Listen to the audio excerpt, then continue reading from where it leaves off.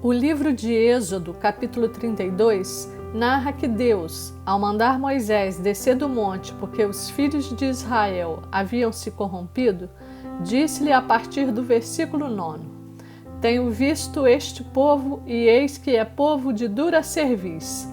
Agora, pois, deixa-me para que se acenda contra eles o meu furor e eu os consuma. No capítulo 33, Deus manda que Moisés conduza o povo de Israel para a terra a respeito da qual jurara a Abraão, a Isaque e a Jacó, mas diz que não subirá com eles, reafirmando que o povo é de dura cerviz. No capítulo 34 está escrito que ao descer do monte Sinai, após ter permanecido com Deus por 40 dias e por 40 noites, Moisés quebrara as tábuas da lei escritas pelo Senhor, tendo este mandado que lavrasse 2 tábuas de pedra e que subisse o monte, para que ele escrevesse novamente as mesmas palavras que estavam escritas nas primeiras tábuas. A partir do versículo 5 está escrito: Tendo o Senhor descido na nuvem, ali esteve junto dele e proclamou o nome do Senhor.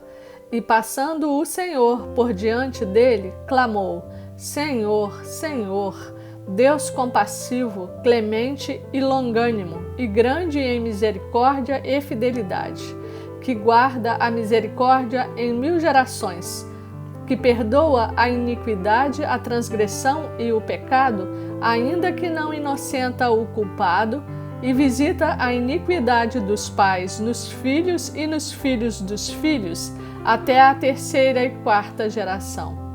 E imediatamente, curvando-se Moisés para a terra, o adorou e disse: Senhor, se agora achei graça aos teus olhos, segue em nosso meio conosco, porque este povo é de dura cerviz.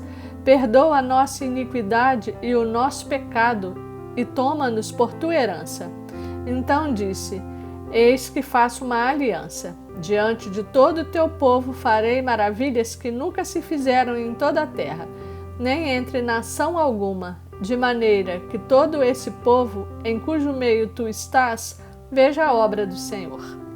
Nessas passagens é mencionado por 3 vezes que o povo de Israel é povo de dura cerviz, e que o Senhor intentou acabar com eles por conta de sua desobediência e de suas transgressões. No plano físico, a cervical corresponde à parte da coluna localizada atrás do pescoço e acima dos ombros, englobando os ossos, os músculos e os nervos dessa região, os quais são responsáveis pela sustentação da cabeça e por sua movimentação para baixo, para cima e para os lados. Mas quando o Senhor disse que o povo de Deus era de dura cerviz, estava se referindo ao plano espiritual, e não dizendo que eles tinham problema na coluna cervical. Eram de dura cerviz porque não criam em Deus. Eram de dura cerviz porque eram teimosos, altivos e voluntariosos. Não aceitavam as ordenações vindas do Senhor, pois diante de qualquer dificuldade, logo se rebelavam e queriam fazer as coisas por si, conforme a sua própria vontade. Faltava-lhes a humildade.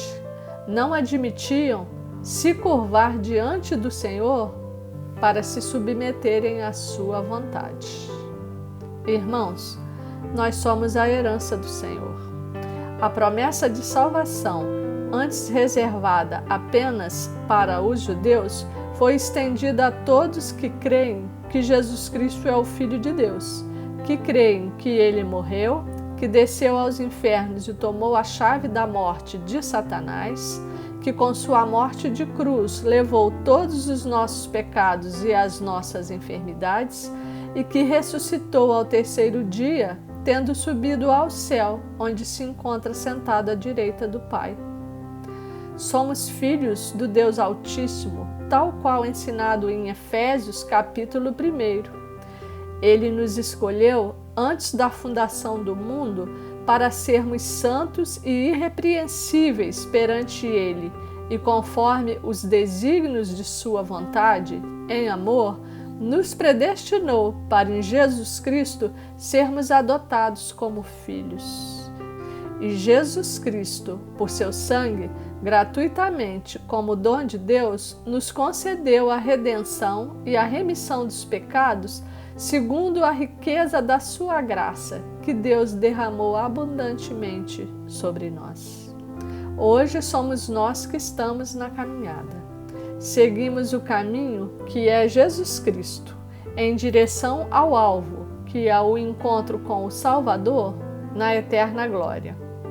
É preciso que olhemos para nós mesmos para saber se também nós temos sido povo de dura cerviz diante do Senhor.